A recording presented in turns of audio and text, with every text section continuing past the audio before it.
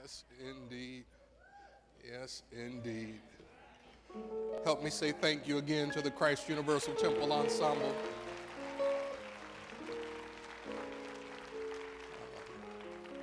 Week in and week out, they delight our souls.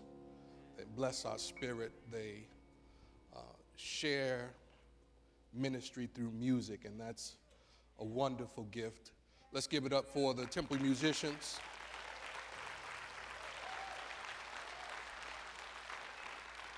Help me say thank you to our director, Mr. Martin Woods. And help me say thank you to our conductor, Mr. Monte Filon.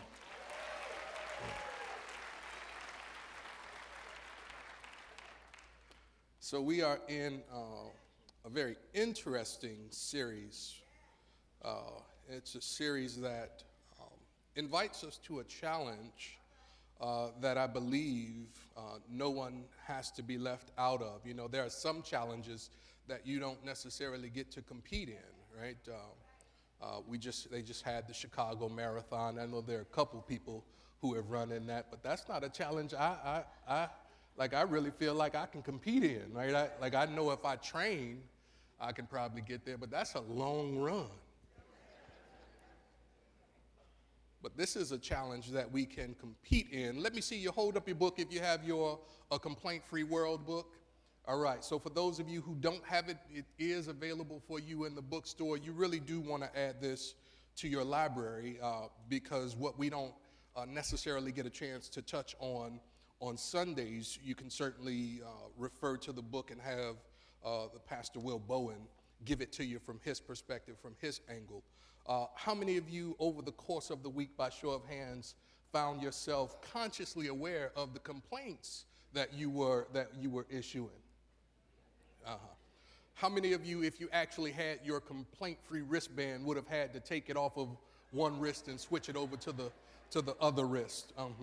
How many of you entered into the conversation and just before you got to the complaint, you said to the person, I'm in the middle of this complaint, I'm heading into this complaint-free challenge, and what I'm about to say is a complaint, and I know it's a complaint, but here is the complaint.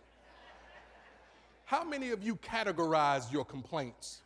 Like you sort of knew it was a complaint, but you fixed it up to where before you said it, like it wouldn't actually register as a complaint after you dressed it up. How many of you took the book and said, this book is silly, this challenge is silly, and the reverend who brought it to us is silly? All right. And so today we take a look at the second stage of development. According to the Pastor Will Bowen, he suggests that we evolve through four stages, through unconscious incompetence to conscious incompetence, onto conscious competence, and then to unconscious competence. Is that right? I could just really put it in my notes and have it right in front of me every week. I wouldn't have to struggle and pull for it. I could just read it right off the paper. Somebody pray for me. I should do that. I should do that. Note to self. Just put it on the paper in front of you. It'd be right there. You could have it. You won't even have to struggle to pull from it. You'd be right there. That's a good thing. Yeah. That's the way they teach it. You know, that's the way they teach it to you. They tell you to put it on the paper. But today we explore the conscious incompetence stage. And so for those of us who found ourselves aware that we were complaining or about to level a complaint, we were operating from the conscious incompetence stage. Now, we knew we were complaining, but that didn't necessarily stop us from complaining. We knew we were about to enter into something that wasn't productive, but it didn't stop us from entering into it nonetheless. Is that right? And so what we want to look at today is to understand how it is we can use our power correctly and so that we can create the experiences we desire rather than focusing on the issues that we do not desire. Does that make sense? Just to quickly review from last week, if you turn to page 79, just to quickly review from last week, here is sort of what we said in some form or another.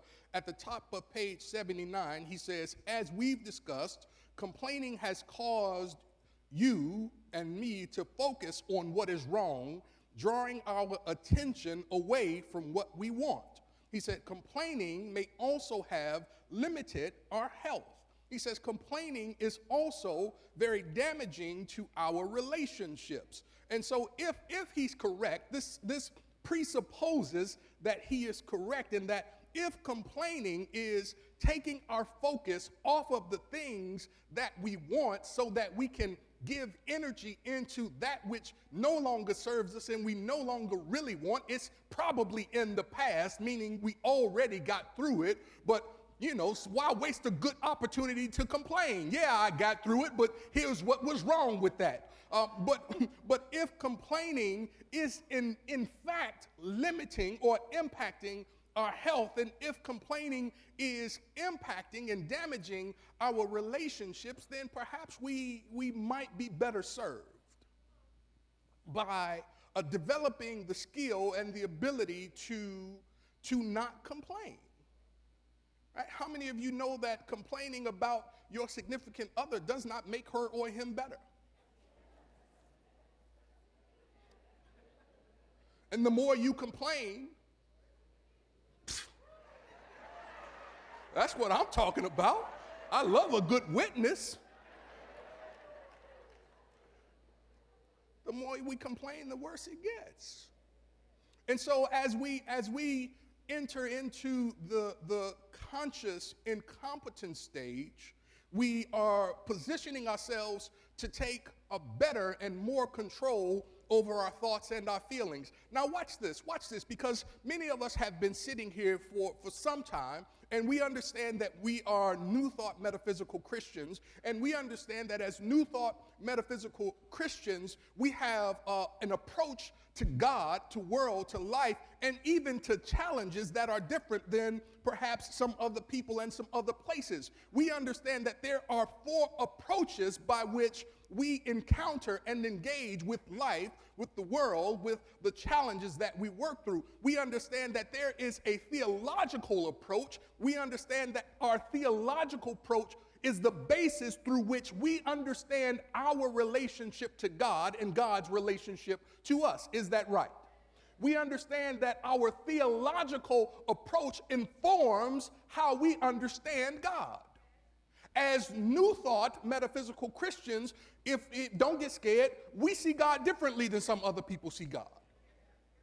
As New Thought Metaphysical Christians, we don't believe that God is in the I gotcha journalism business. As New Thought Metaphysical Christians, we don't affirm that God is making a list, checking it twice, going to find out who's.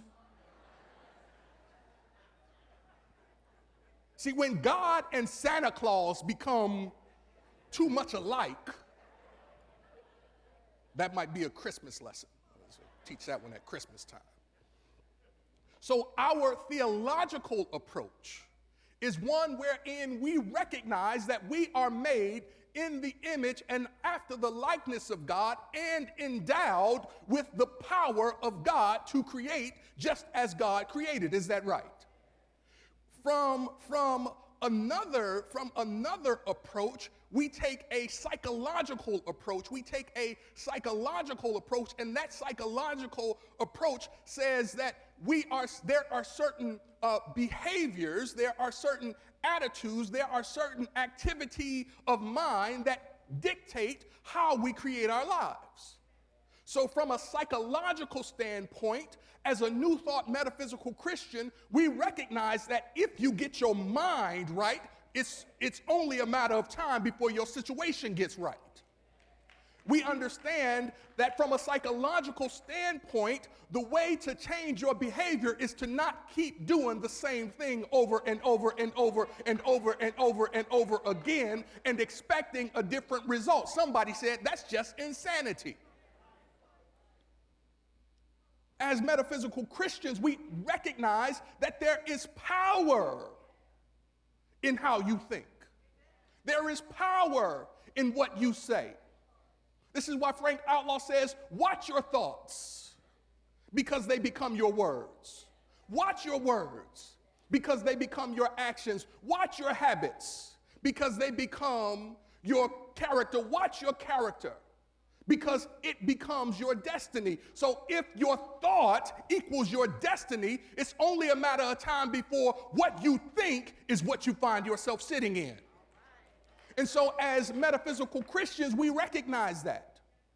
As metaphysical Christians, we also hold this approach of a philosophical standpoint. We hold a philosophical approach, and our philosophy, excuse us, but our philosophy is that God created everything ideal, and we are created out of that ideal.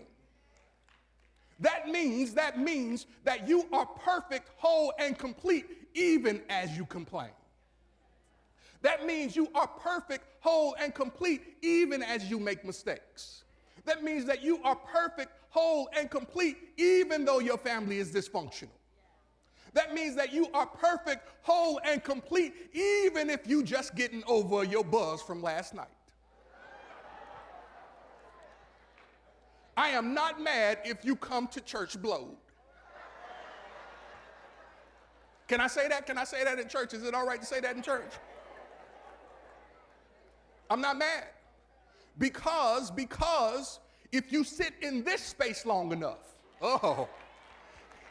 if you hang around here long enough, it'll only be a matter of time before you walk in the door straight and direct with some pep in your step and some vigor in your life. You won't need to get high because you'll understand who you are and whose you are, and the Spirit of the living God in you will get you high all by itself. And so we have to remind ourselves and point ourselves back to the ideal creation. In the beginning, God. We have to remind ourselves of that. We say the primary cause of suffering is forgetfulness. In the beginning, God. Yeah, I'm broke, but in the beginning, God. Yeah, they coming after me, but in the beginning, God. Yeah, my relationships are straying at the ends, but in the beginning, God. That's our philosophical approach. So we don't necessarily approach the problem the same way everybody else does. Or you don't necessarily approach the problem the same way everybody else does. Is that all right? And then our final approach is practical or pragmatic. It's practical. This is a practical Christianity. Why a lesson like complaint-free world? Because if your complaints are impacting your health, that's impractical. If the way you talk about your significant other is impacting their sense of self, that's impractical. If the words we say to our children has them trying to get out the window or the door, that's impractical. If our children don't know how to relate to us in ways that are healthy, that's impractical. And so complaining is a practiced, learned behavior. How many of you know that you did come out of the womb knowing how to complain, but it was a cry for attention. It was a cry to get you what you wanted. So the complaint was never intended to focus on what you didn't want. You went why because you wanted some milk. You went why because you wanted the toy. You went why because you wanted the universe to respond to whatever your desire was. Is that all right? And so, as we enter into this challenge, and you'll get your bands on Harvest Sunday, we'll have your bands for you on Harvest Sunday. we'll pick up and actively begin to engage in the challenge.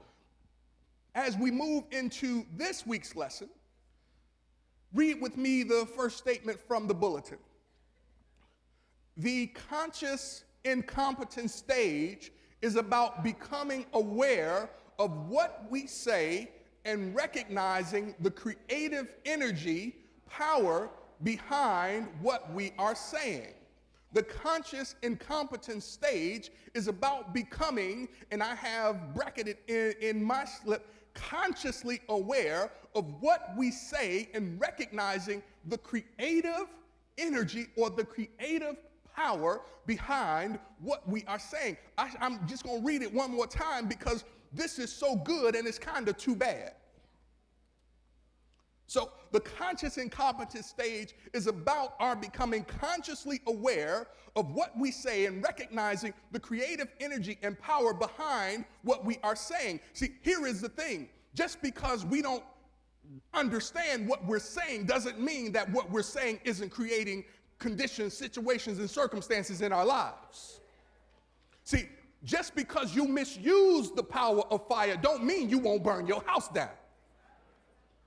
See, not understanding your power and not understanding the law does not excuse you from the results of the conscious demonstrations that are coming because you hold a particular thought or say a particular thing. Does that make sense? So now, when we are talking about consciousness as it relates to the conscious incompetence stage, we are conscious about how to use the power, even though at this stage we might not yet be completely competent regarding our ability to no longer complain, right? So we can consciously be aware, even if at this stage, that thing that get on your nerve, you still got to say something to somebody about it. I get it. Listen, I get it. Do anybody here know what I do for a living? Anybody, you know what I dedicated my life to?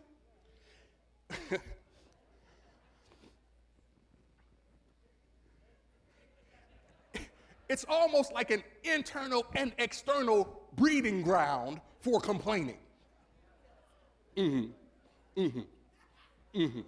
Yeah, that's, you tell the truth, it'll set you free. Tell the truth, shame in yourself. Yes.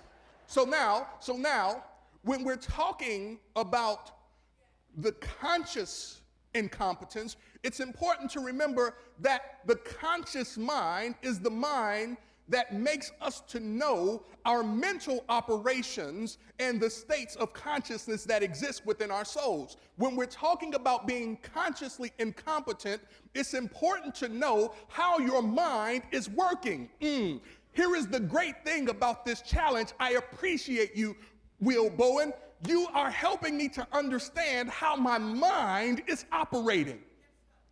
He's making me take a look. He's challenging us, he's encouraging us to take another look at how our mind is operating. Why is that important? Because the way that your mind operates and the direction in which your mind is focused is ultimately the experience that comes to sit in your lap. Don't tell me that you don't want this. If you have it in your life, it's because you have consciously attracted to you experiences that are consistent with your life, world, and affairs. I know it ain't easy to swallow, but if you take power of it, you can create a new reality for yourself.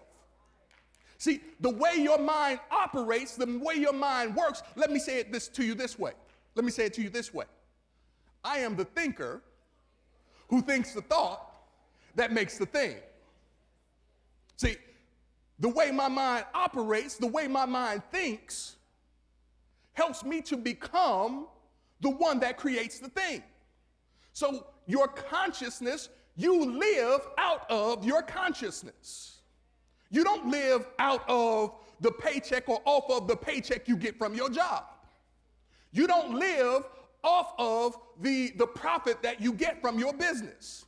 You don't live out of the Social Security or the investments that you had while you were working. What you live out of is your consciousness. And if your consciousness sees that the universe is limited to the things that you planted, then you can only eat from the fields wherein you sown. But I believe somewhere it says you will reap where you have not sown. When you understand that God is universal supply, when you understand that God is unlimited. I was in my yard the other day looking at all these leaves and asking myself, how is it that these leaves are not $100 bills in my bank account? Just falling from all over the place, laying around, waiting for somebody to do something with them. But substance, the substance of a $1,000 bill is made from the same substance of a leaf that's waiting to be regenerated back into the ground. When we understand the provision of God, we understand how to use our power to create. But watch this, watch this, watch this. What if at the exact time you are complaining, the idea that is intended to bless you is trying to come through?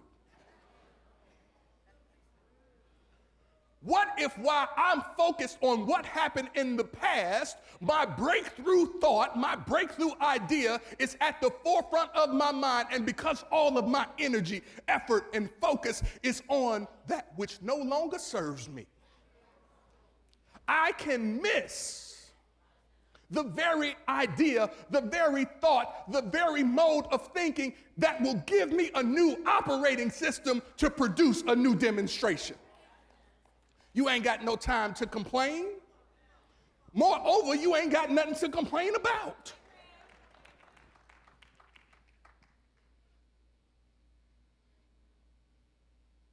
Our conscious incompetence stage is about becoming consciously aware of what we say and recognizing the creative energy, the power behind what we say. Let me just talk to you quickly about power, because we say that power is the idea in divine mind of authority and dominion. We say power is the idea in divine mind of authority and dominion, and it is our ability to accomplish, to do, to produce, and to master. Power is the idea in divine mind that has invested in me authority and dominion, and because I have power, I can do. Now, if I spend my power focused on what was, see, this is really why the scripture says, behold, old things have passed away, because the old things that you produced, they were produced for a time. The new things that you will produce are the things that are intended to bless you going forward. It's not what you did yesterday that you have your salvation and grace in. It's what you can create today that demonstrates God as a creator in, through, and as you. You have power, and you can use it however you see fit. Power is your innate ability to control the way you think and the way you feel. Power is your ability to control the way you think and the way you feel. So sometimes when we complain, we're thinking a certain way and we're feeling a certain way, and we don't realize we're investing our power in something we don't want. So, but what we're indicating to our creative capacity, what we're saying to ourselves as creators, is, in fact, I do want more of that. Yes, give me a double portion of what does not work. I'll have another helping of what was not all that good to begin with.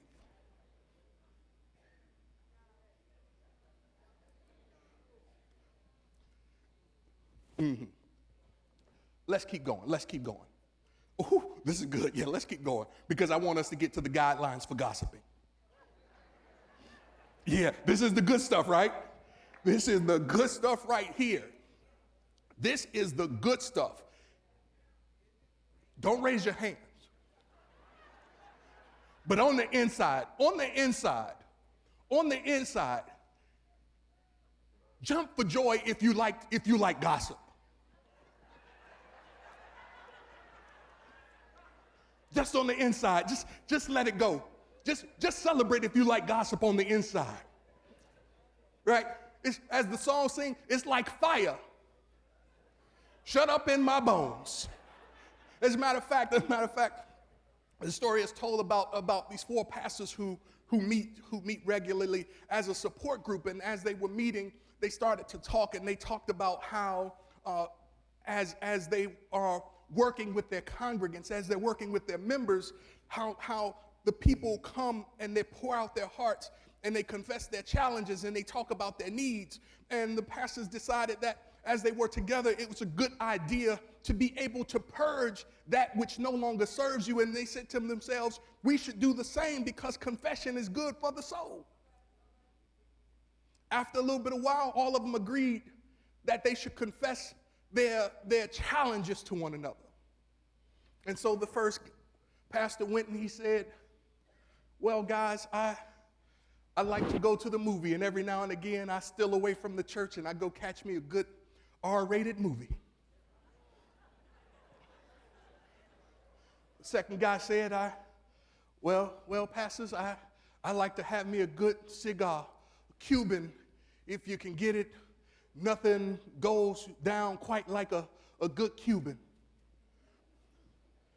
The third pastor said, well, I like to play a little cards. Poker is my game, but I'm always up for a game of spades or a little bit of bid whist. I just have to find the right crowd, but I like a little bit of card game. And the fourth pastor sat there quiet for a little while, and he wouldn't confess. And the other said to him, well, come on now, we told you our stuff. You gotta tell us yours. What's your secret vice? And finally he said, well, my vice is gossiping. And I can't wait to get up out of here. There's something juicy about a good piece of gossip, right? There's something about being able to talk about somebody else to somebody else it's just like fire. Shut up in my bones. Who can I call about this? But we have some guidelines. For gossiping as we enter into this challenge. Remember, this challenge is really sort of 3 parts. It's primarily focused on complaining, but we are also challenging ourselves to no longer complain, to no longer gossip, and to no longer criticize. And so we have some guidelines for gossiping. Our first guideline from the bulletin says, let's take it together. What you say about the absent person. What you say about the absent person must be complimentary. How many of you know that ain't no fun? What's the use of gossiping if you got to say nice stuff about the person that's not present? Who wants to do that? Why sign up for that challenge?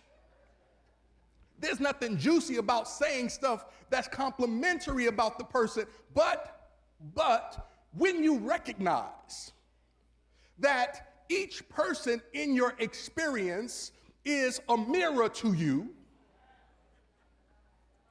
when you recognize that you only have the opportunity to be complimentary about yourself, then perhaps we might be a little more inclined to use this formula of how it is we can go into saying things that are complimentary or not saying anything at all. Watch this. So we are thinkers.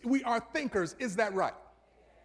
And so the acronym that I have for you is the acronym, it's THINK. Put this in your notes. THINK, T-H-I-N-K, THINK, T-H-I-N-K, think T-H-I-N-K. So before you say something about somebody else, ask yourself, is it true?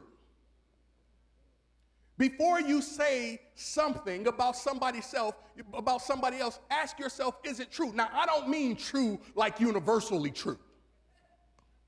Right? I don't mean that kind of true. I mean true like, is it factual? Before you say that she has a drinking problem, is it factual?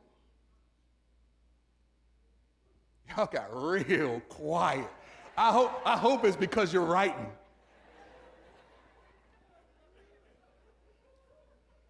Before you say something, if you can't say something complimentary, but now the challenge says before you say it, make sure it's complimentary. But if you're not, because we're still at the conscious incompetence stage, by the time we get to the unconscious competence stage, you'll be able to do this. But at this stage, if you can't say something complimentary, is it at least true?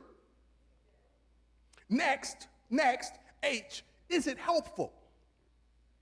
Who will it bless? Who will it uplift? Who will it encourage? Will it produce growth and increase? Is it inspiring? In the old church, they would say, God ain't in that. Is it inspiring? Is the breath of God in it? Because remember, you're going to use the breath of God to say it. Is the breath of God in it? Is that all right? Is it necessary? Is there any value in saying it at all? Or is it just so that you can get the rush, and your dude can get the rush, and your peoples can get the rush, but it's intended to help or bless or inspire nobody? Is it necessary? Before you say it, think. T-H-I-N-K. Is it kind? We say an aspect of love is, so we say an aspect of love is kindness. Yeah, if you don't know the answer, just say the answer that somebody close to you is saying. And if they get it wrong, switch your wristband and then tell them you don't know what you're talking about. Is it kind? Is it kind? Because we understand that if what we are about to say does not pass the test and it doesn't meet the challenge, we should really keep our mouths closed. Because I'm sure you realize that I realize that as Pierre Marivaux said, some people will believe anything so long as it's whispered to them. And in this challenge, we have an opportunity to divorce ourselves from they. You know how they say, right? They say this and they say that. They were talking about this and they were talking about that. We have an opportunity to leave the colony of they, right? As the poem says, have you heard the terrible family they and the dreadful venomous things they say? Why, half the gossip under the sun, if you trace it back, you will find begun at the foolish house of they. Now, our second guideline for gossip is, let's take it together. I like it when we read together. You would repeat word for word what you are saying if the absent person was present. If we took that piece of it up, just that piece right there, if we had to say to the person what we whisper to others. I'm also reminded of the 4 coworkers. And when coworker number 1 didn't come in on Monday, the other 3 coworkers gathered around and they talked real good about coworker number 1. On Tuesday, coworker number 2 didn't show up, and when they gathered around, they talked real good and well, I say real good, but I mean real bad about coworker number 2. On Wednesday, coworker number 3 didn't show up, and the ones who were at work talked real good, but I really mean real bad about coworker number 3. On Thursday morning, coworker number 1, or coworker number 4 woke up crying. Her husband said, "What's the matter with you?" She said, "I know they're going to talk about me real bad today."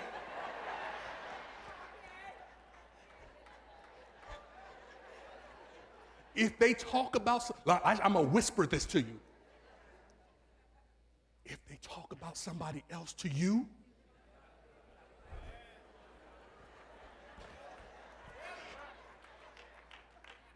when you're not there, they talk about you to somebody. You don't even have to wonder. It's a guarantee. It's a virtual guarantee. If they talk about the person to you when you're not there, it's your turn. It's your turn. So we have an opportunity to consciously decide not to participate in that. We have an opportunity. This is the challenge that's being put in front of us so that we might grow and expand and be and demonstrate the light of Christ. Is that all right? So last one. And I don't really want to rush past this, but I want to give it to you. Let's take together that final point. It says, one of the main reasons we complain, gossip, or criticize is to make ourselves look better by comparison. One of the main reasons we gossip, complain, or criticize is to make ourselves look better by comparison. But how, and somebody help me with this, how do you compare God to God? If God is Alpha and Omega, beginning and end, what is left out that you can compare somebody else to? But here is why you should not. 3 reasons, and we're going to get out of here. 3 reasons why you should not compare yourself to anybody else. Let me have some traveling music, Tay. 3 reasons why you should not compare yourself to anybody else. Remember, you are original, unbeatable, unrepeatable. Here is why you should not compare yourself to anybody else. It's damaging to your sense of self. Mark Twain said that comparison is the death of joy, right? When we compare ourselves, it breeds feelings of envy, low self-esteem, low self-confidence, and depression. And it compromises our ability to trust others. You think you're in a competition, but you're actually in a collaboration. When you compare yourself to other people, you are missing the opportunity to recognize the truth. And those are the people that we see as better than us. If you compare yourself to people that you're better than, then it's like taking pleasure in somebody else's misfortune. It's like being, anybody seen the movie Mean Girls? No, nobody seen the movie Mean Girls? My cousin told me about this movie, Mean Girls. And in this movie Mean Girls, my cousin, I gotta ask her about it again because I'm forgetting a lot of the details. But in the movie, there's an in group and there's everybody else. But when you are with God, one with God is the majority. Don't compare yourself to anybody else. 2, why shouldn't you compare yourself to anybody else? Because it's likely that you're comparing with inaccurate information. How many of you know, and we teach you, when you show up, how's your day going, sweetie? Oh, it's great, it's lovely, everything is good. I just left an argument with my husband. My kids are driving me out of my mind. My bills are due, and the money to pay it hasn't showed up yet. But when you show up here, how you doing, baby? Oh, it's lovely, it's great, everything is good, everything is fantastic. And that's the right thing to say, but when somebody says to you that everything is great, and you take that information, you're only comparing yourself to their highlights while you're comparing yourself to the stuff you want to cut out of your life. Don't compare yourself to other people. There's no value in it. No value in it. Last but not least, number three. Comparing yourself to others doesn't help you accomplish your goal. Trying to look at what somebody else is doing and measuring yourself against that does not help you get to where it is you want to go. So remember what your values are. Remember what you desire out of life. Remember what thus saith the Lord into your soul. And get consciously to work on that and that alone. God bless you.